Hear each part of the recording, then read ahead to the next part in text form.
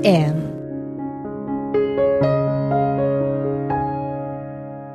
Minsan, dumarating tayo sa punto na hindi na natin alam kung ano ang pinagkaiba ng mahal kita, kaya kailangan kita. Sa kailangan kita, kaya mahal kita. Dahil aminin natin, lahat tayo may pangangailangan na gustong makuha. Na kaya tayo nai-in love, dahil madalas, napupuna ng taong yun ang pangangailangan natin. Pero ang tanong ngayon, mali bang maging dahilan yun para umusbong ang isang pagmamahalan? Mahiling dahilan ba yun para masabi mo ang salitang, mahal na kita? Tawagin niyo na lang ako sa pangalang Marisol. Isang probinsyana na nangarap magkaroon ng magandang buhay.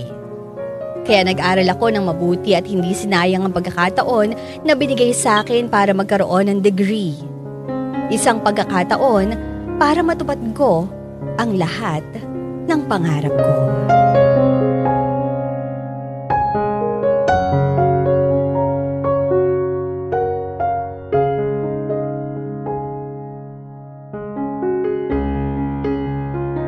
Talaga bang hindi na kita mapipigilan? Ate, matagal ko na sa'yo sinabi to, di ba? Naiintindihan ko naman yung pangarap mo, pero kailangan ba talagang sa Maynila mo pahanapin yun? Mas maraming oportunidad sa Maynila. Tsaka, mas marami akong may ipon dun. Kahit naman dito ka lang magtrabaho mahihirapan ka lang doon. At least dito, makakasama pa kita. Matutulungan kita kapag may problema ka. Ate naman, syempre gusto ko rin ng sarili kong buhay. Hindi naman parating nandyan kayo para saluhin ako sa mga problema ko. Kailangan ko rin tumayo sa mga sarili kong paa. Bakit sa Maynila pa? Kung pwede mo naman gawin yun dito kasama namin. Naniniwala akong nandun yung kapalaran ko. Doon ko matutupad yung lahat ng pangarap ko. Ate, magiging okay lang ako. Nag-aalala lang naman ako sa'yo kapag nandun ka na. Siyempre, iba yung syudad sa probinsya. Paano kung maloko ka doon? Paano kung sino-sino na lang yung lumapit sa'yo at saktan ka? Ilang taon ka namin inilagaan hindi mo nga nararanasang maghirap tapos pagdating dun, kakawawain ka na ibang tao. Hindi ako papayag na mangyari yun. Ate naman sobra ka talaga kung mag-isip no? Nakalimutan mo na yatang nakapagtapos ako sa pag-aaral. At ikaw na rin ang nagsabi na kapag ang tao may pinag-aralan, hindi basta-bastang maluloko ng iba. Alam ko naman yun pero... Okay na ate. Nakapag-desisyon na ako. At kilala mo naman ako Nakapag-set na yung utak ko sa isang bagay, mahirap na yun mabago. Hindi ka na ba talaga mapipigilan? Hindi na. Ang hirap mo naman pigilan Kasi ate, kung nandito lang ako sa probinsya natin, walang progress na mangyayari sa akin. At least kapag nandun ako, mas maraming opportunities lalo na sa mga public schools. Nangangailangan kaya sila ng mga teacher. Sa public school ka pa magtuturo kung pwede naman sa private school. Mas mataas pang sahod at hindi naman nade-delay. Mas maraming bata ang nangangailangan ng tulong sa mga public schools. Kung gusto mo, sumali tayo sa foundation o di kaya sa mga charity works. Gusto mo lang palang makatulong sa kanila yun na lang gagawin natin. Ay nako ate, pupunta ako sa Maynila kahit anong mangyari. Magiging maayos naman Maayos ako doon kaya huwag ka na mag-alala. O sige, hindi ka na talaga mapipigilan Basta mag-iingat ko doon palagi ha. Huwag kang makakalimot na magdasal. Tawagan mo lang kami kapag kailangan mo ng pera para sa paghahanap mo ng trabaho. Ay naku, magbabakasyon naman ako dito ate. Naasahan ko yan ha. Halika nga dito, payakap nga. Ay, mamimiss kita nung sobra. Mamimiss ko rin kayo. O siya, tulungan na nga lang kita mag-impake. Yan, sige, thank you.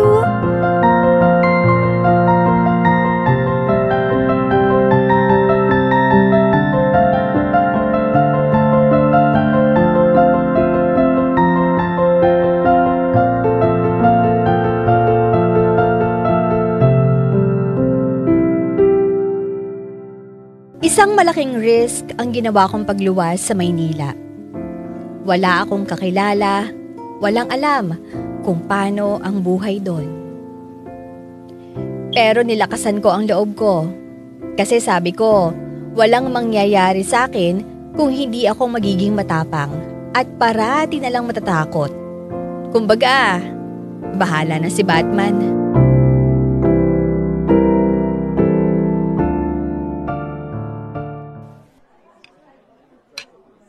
Grabe mahal ng ulam tsaka kanin. Bakit tuloy lang nababawas sa allowance ko? Makakain na nga lang.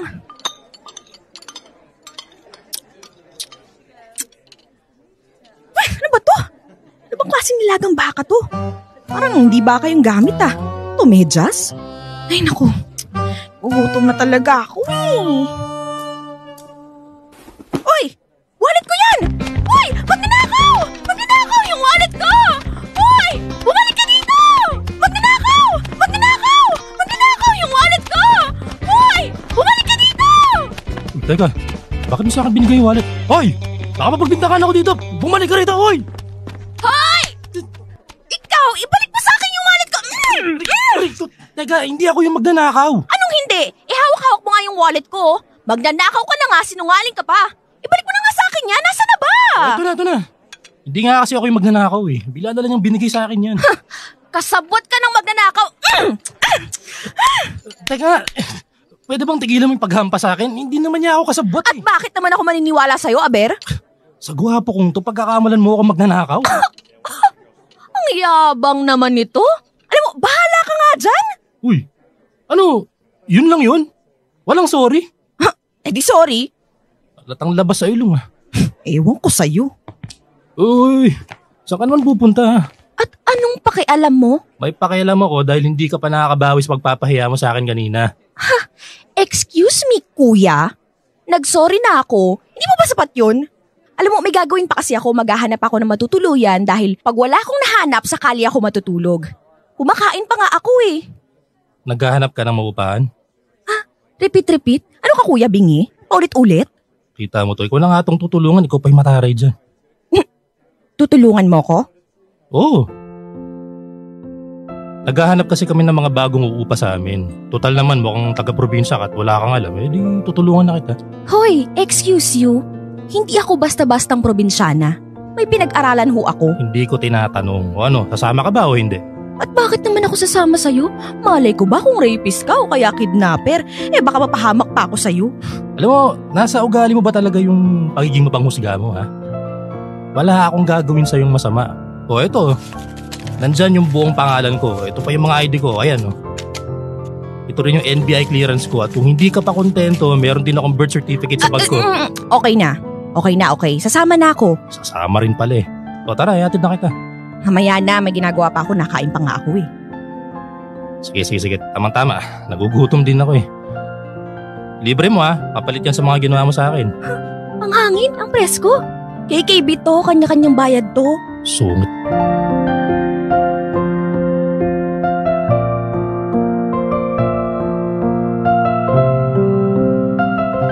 Maswerte na lang talaga ako dahil nakilala ko si Jerry ng araw na yon. Dahil kung hindi ko rin alam kung ano yung mangyayari sa akin. Si Jerry din na naging dahilan kung bakit nakapasok ako bilang teacher sa isang public school.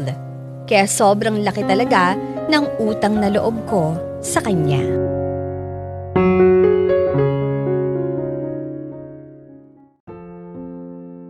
Uy, Jerry, ba't nakaupo ka dyan? Okay ka lang ba? Nabasted ka, no? Mabuti sana kung yun lang yung problema ko pero hindi Ano nga? Natanggal kasi ako sa trabaho Janitor yung alam kong trabaho. Tanggal pa ako. Ha? Ba't ka naman natanggal? Mas kailangan na raw kasi nila yung may pinag-aralan. Ano lang naman yung tinapos ko? Elementary. Pati sa paglilinis ng eskwelahan, kailangan high school graduate. Nasaan yung katarungan dun, di ba? Alam mo, maghanap ka na lang ng ibang trabaho. Marami pa naman dyan Yun na nga yung isa ko pang problema Wala na akong pera. Kapag ginalaw ko pa itong natitira sa akin, mahamatay na ako sa gutom. Tutulungan kita. Tutulungan mo ko? Paano? Hindi, bibigyan kita ng pera basta ipangako mo sa akin na maghahanap ka talaga ng trabaho. Huwag na. Nakakahiya naman sa'yo. Sus, nahiya ka pa sa akin? Alam mo, huwag kang ang ganyan. Hindi bagay sa'yo, hindi ikaw yan Tsaka oras na naman na ako yung tumulong sa'yo ngayon. Ikaw ang dahilan kung bakit ako nakahanap ng matutuluyan at ng trabaho. marami akong utang na loob sa'yo kaya kailangan kong bumawi sa'yo. Hindi naman kailangan. Sus? O siya, gusto kong bumawi sa'yo kaya hayaan mo ko. At kung gusto mo, minsan pumunta ka sa apartment ko, sabay tayong kumain. Palagi kasi ako nagluluto at medyo nakakalungkot na ako lang naman yung nakain mag-isa. Sigurado ka? Oo naman. Sige na, tatanggapin mo yung tulong ko ha. Hindi ka mamamatay kapag hahayaan mong tulungan kita. Huwag na nga, baka masira ko pa yung budget mo. Hindi yun. Pinadalhan kasi ako ng kapatid ko ng allowance kaya medyo maluwag ako ngayon. Binibigyan ka ng allowance ng mga magulang mo? Ang ibig sabihin, may kaya kayong pamilya? Hindi naman masyado. May mga negosyo lang kami sa probinsya at 2 lang kami magkapatid kaya medyo maluwag kami sa buhay. Pero hindi kami mayaman. Hindi rin naman kami mahirap. Sakto lang. Kung ganun, bakit pumunta ka dito sa Maynila? Kasi gusto kong tumayo sa sarili kong mga paa. Gusto kong magkaroon ako ng sarili kong pera. Nakakabilib ka naman pala eh. Buti ka pa, nanggaling sa may kayang pamilya, samantalang ako, isang kahig isang tuka lang kami. Kaya nga hindi na ako makapag-aral. Eto ako ngayon. Hanggang pag-janitor yung kaya kong gawin. Alam mo, huwag mong masyadong i-down yung sarili mo. May mga kaya kang gawin. Hindi mo palang nakikita. Bakit hindi ka mag-ALS yung alternative learning system? May mga public school na nag-o-offer nun. Libre pa. Parang hindi ko yata kayang gawin. Ano ba yan? Kaya mo yun. Tsaka andito naman ako para tulungan ka eh. Para saan pa't naging teacher ako. Di ako mag-tutor sa'yo para makapasa ka. Masyado ka nang maraming naitutulong sa akin. Wala yun, ano ka ba? Masaya akong nakakatulong sa ibang tao. So, susubukan mo yun ha? Gagay naman kita eh. Sige. Ayan!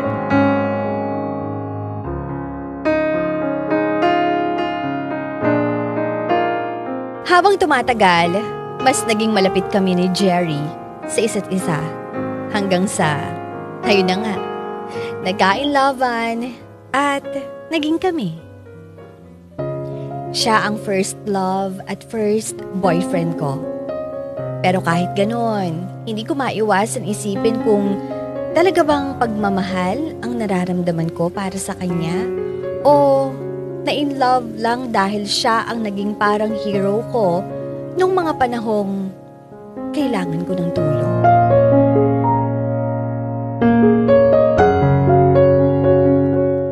Nagsama kaming dalawa ni Jerry para syempre makatipid din sa lahat.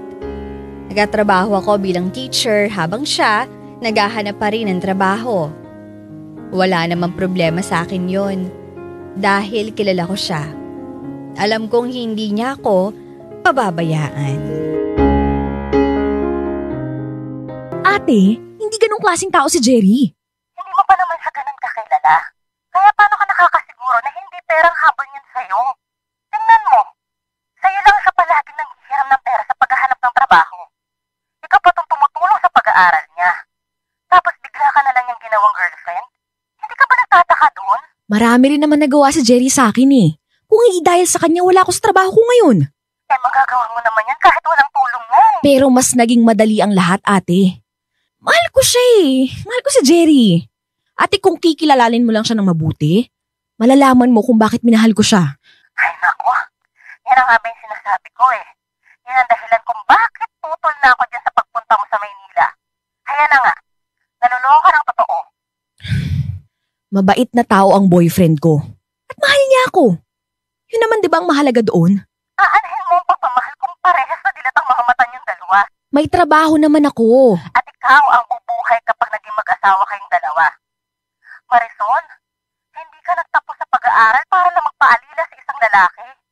Kung ngayon pa lang, nakikita mong wala nang magiging kinabukasan sa lalaking yan, hiwalayan mo na agad. Hindi sa lahat ng bagay, papairalin mo ang puso mo. Dito mo dapat ginagamit ang utak mo. Pero ngayon ko lang naman gagawin yung gusto ko eh. Ngayon lang ako naging masaya. At si Jerry ang naging dahilan nun, ate. Kaya mahihirapan ako kung pipilitin mong hiwalayan ko siya. So nakikita ko naman na ginagawa niya ang lahat para kumita siya ng pera. Sa akin ka makinig. Kung ayaw mong maghirap at masaktan sa bandang huli, ngayon pa lang mag-isip-isip ka na. Hindi lang pagmamahal ang bubuhay sa'yo. Dapat marunong ka rin humarap sa realidad na kailangan mo ng pera. Kaya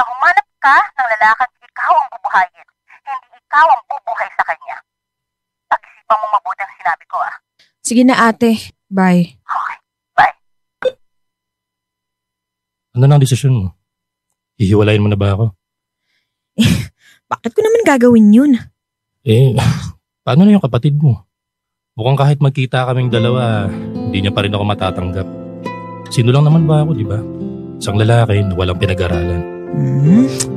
Pero nagsisikap na may maabot. Isang lalaking sobrang mahal ako. Alam mo, wag mo na lang masyadong pansinin si ate. Ako nang bahala sa kanya. Hindi pwedeng ganun lang yun, mahal.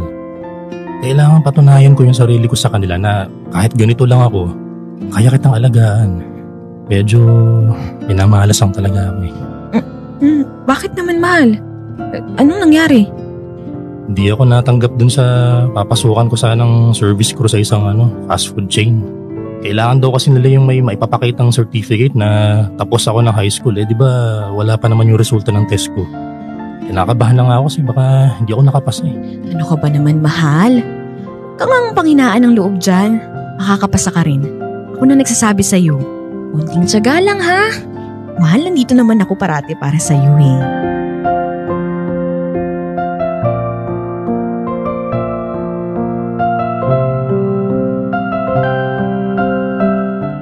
Noong una, sobrang saya namin ni Jerry.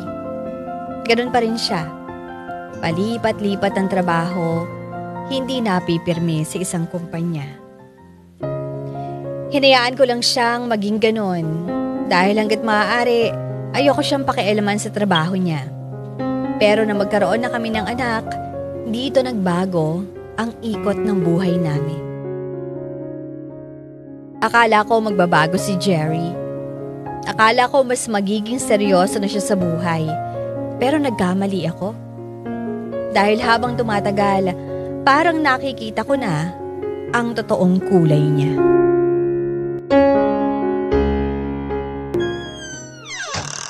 Ba't ang gulo ng bahay? Jerry! Jerry! Bakit ba ang lakas ng boses mo? Baka mamaya magising yung bata. Ang hirap pa naman patulugin ang anak mo. Bakit ang gulo ng bahay? Kanina lang ako umalis ng bahay, ganito na yung itsura, tapos ngayong uuwi ako, ganito pa rin. Pinatulog ko nga si Joseph. Bakit? Isang araw ba dapat yung binubuhos mo para patulugin siya? Alam mo, sabihin mo na lang kasi tinatamad ka na namang kumilos. Pati yung mga bata, ginawa mo pang dahilan eh. Huwag mo akong pagsasalitaan ng ganyan ha. Dahil wala kang karapatan. At bakit wala? Sino na ngayon ang bumubuhay sa atin ha? Sino ang nagbabayad ng mga bayarin? At sinong nagpapakain sa'yo? Di ba ako? Kaya may karapatan akong pagsalitaan ka ng ganito. Ngayon isinusumbat mo na sa akin lahat ng nagawa mo. Oo. At least ako may masusumbat. Ikaw, sige nga. Anong nagawa mo para sa aming mag-iina ha? Ikaw ang nagsabing bubuhayin mo ko at yung bata. Nangako kang gagawin mo ang lahat para sa amin pero sino ngayon ang kumakayod ha, Jerry? Sino ngayon ang bumubuhay sa ating dalawa? Sa anak natin. Ako para sa pamilya na to. Araw-araw ako napapagod sa kakaturo tapos pag uwi ko, ito pa rin yung aabutan ko. Wala ka na ngang trabaho, hindi ka pa marunong tumulong sa gawaing bahay. Yan lang ba yung kinakagalit mo ha? Ito ha? Eto! Diba? O yan! Ha? Okay na? Simpleng bagay lang, sisigawan mo na ako. Para sabihin ko sa'yo, kung hindi dahil sa akin, baka kung ano na ang nangyari sa'yo. Itong sinisigawan mo, ito yung dahilan kung bakit nandiyan ka sa trabaho mo. Oo nga, malaki ang utang na loob ko sa'yo pero Diyos ko naman, Jerry! Umayod ka naman! Puro pera ko na lang ang ginagamit natin! Nahiya na nga ako sa kapatid ko kasi hingi ako ng hingi ng pera sa kanila para lang sa atin. Kung ayaw mong masigawan kita at sumbat-sumbatan kita, lumabas ka ng bahay at maghanap ka ng trabaho!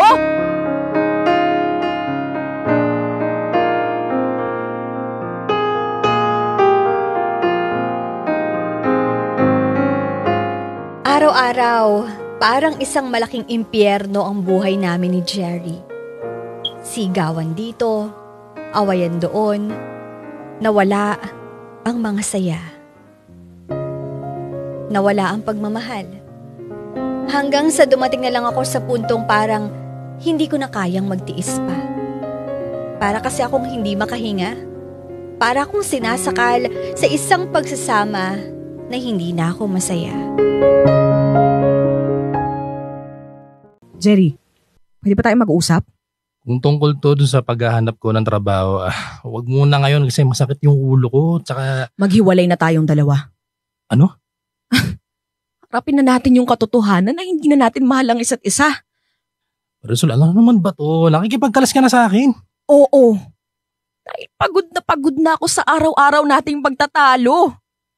Pagod na ako sa kakahintay sa yung magkaroon ng trabaho. Pagod na akong kumayod ng mag-isa sa pamilyang to at higit sa lahat. Pagod na akong makisama sa isang tao na hindi ko naman mahal. Ang babaw naman ang dahilan mo. Maghihiwalay lang tayo dahil hindi na natin mahal ang isa't isa? Sige nga. Paano ang bata? Sa tingin mo ba hindi yan magtataka kung bakit magkahiwalay ang mga magulang niya? Ha? Alam mo, huwag ka nga maging makasarili. Gusto kong bigyan ng anak ko ng buong pamilya na may pagmamalaki niya. Ipagmamalaki? Jerry, baka nga ikahiya niya pa tayo eh. Ayokong lumaki ang anak kong nakikita niyang nagtatalo tayong dalawa. Kaya mas mabuti pang tapusin na lang natin to ng maayos. Huwag na natin ipilit pa ang hindi na pwede dahil may masasaktan lang. At yun ang anak natin, Jerry. Kaya sa ayaw mo man o gusto, aalis na ako kasama ang anak ko. Hindi ako papayag na isama mo yung anak ko. Sige, umalis ka. Hindi kita pipigilan pero iiwan mo sa akin ang bata. Narinig mo ba yung sinasabi mo? Inuutusan mo akong iwan yung anak ko sa'yo? Oo, dahil ako ang tatay niya. Pero sa batas, ako ang mas may karapatan sa bata dahil ako ang nanay. Isama pa na, mas kaya ko siyang buhayin kaysa sa'yo. Anong gusto mong iparating? Ha? Hindi ko siya kayang buhayin? Oo. Bakit? Ano bang kaya mong gawin para sa kanya? Marami. Marami? Nasaan yung marami sa sinasabi mo? Wala! Ako ang bumubuhay sa kanya. Oo, ikaw ang tatay pero simula nang nagpabaya ka sa buhay mo, nawalan ka na ng karapatan sa bata. Tapos, ang lakas pa ng loob mong sabihin sa akin na gagawin mo lahat para sa kanya? Alam mo kung kaya mo, matagal mo na sanang ginawa. Kaya wag mo na akong pigilan. Ito yung gusto kong mangyari. Isasama ko ang anak ko sa ayaw mo at sa gusto.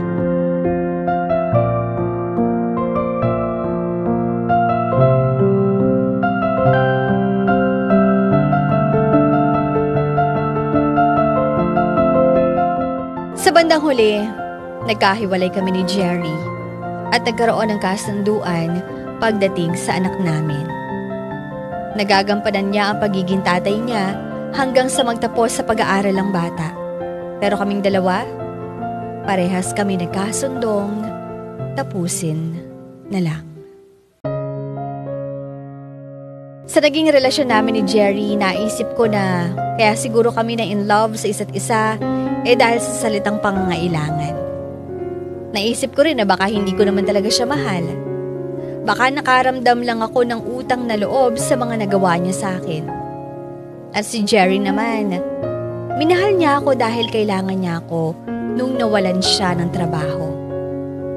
Kaya sa bandang huli, hindi kami naging masaya. Sana marami kayong natutunan sa naging kwento ng buhay ko.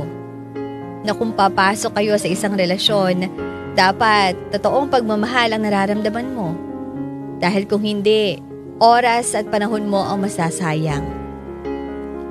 Maraming salamat mga idol sa pagbibigay sa akin ng ganitong klaseng pagkakataon. Mabuhay kayong lahat. Lubos na nagmamahal, Marisol.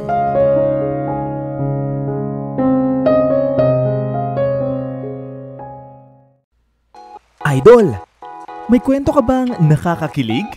O di kaya naman may kurot sa puso? Pampa-good vibes. O baka naman gusto mo lang makapagbigay ng inspirasyon?